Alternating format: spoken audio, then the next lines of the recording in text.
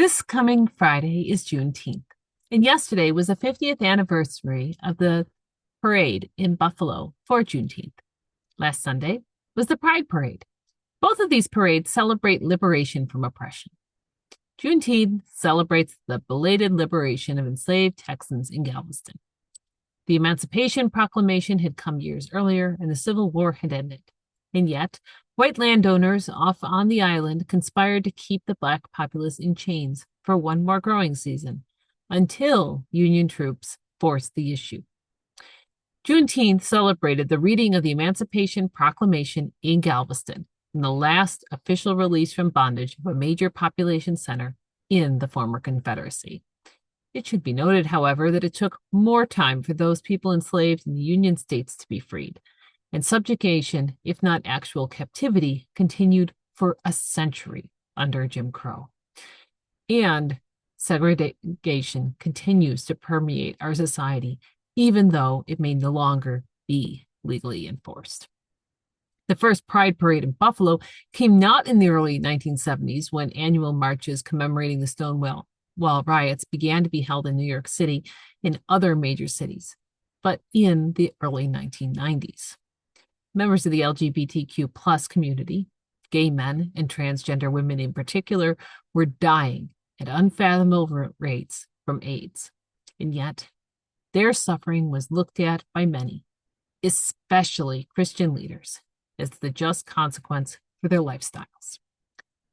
Members of our Episcopal diocese participated in both parades and both festivals that followed this year, not in spite of our faith, but because of it.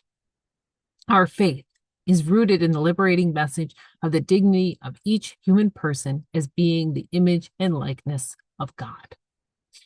And at the same time, we recognize that we as human beings and we as a church must continue to strive to grow ever more in understanding what this means, and that this growth, as well as this liberating message, is rooted in not just our faith and our polities documents, but also in our scriptures themselves.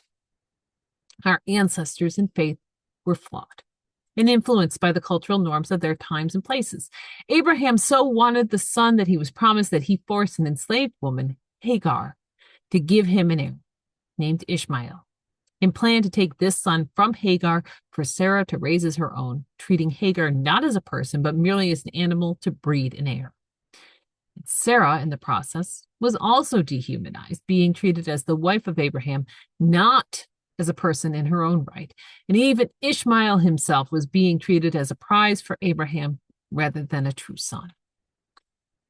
When, after the encounter we recall in today's first reading, Sarah is at last able to conceive and give birth to Isaac, Sarah's humanity is recognized by Abraham.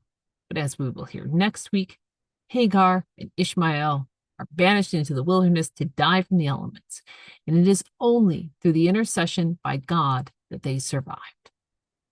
But what is most striking in this story is that it is God who saves them as a result of Hagar's prayer. God recognized God's own image in the woman that God's chosen one had left to die. But even more importantly for us as human beings, Abraham's and Isaac's descendants not only remembered, but recorded and passed down this recognition and restoration of dignity and life by God of Hagar and Ishmael. Similarly, in the Gospels, we hear of Jesus sending out the disciples to the lost children of Israel. On the one hand, restoring the dignity of the poor and forgotten among the Jews of Judea and Galilee, but on the other, ignoring the personhood and worthiness of those non-Jews in Samaria and throughout the region. And yet, as with Hagar and Ishmael, later in the New Testament, we hear of great populations of Samaritans turning to Christ, and within a few decades of the Gospels, the majority of those who identified as Christians were of Gentile origin.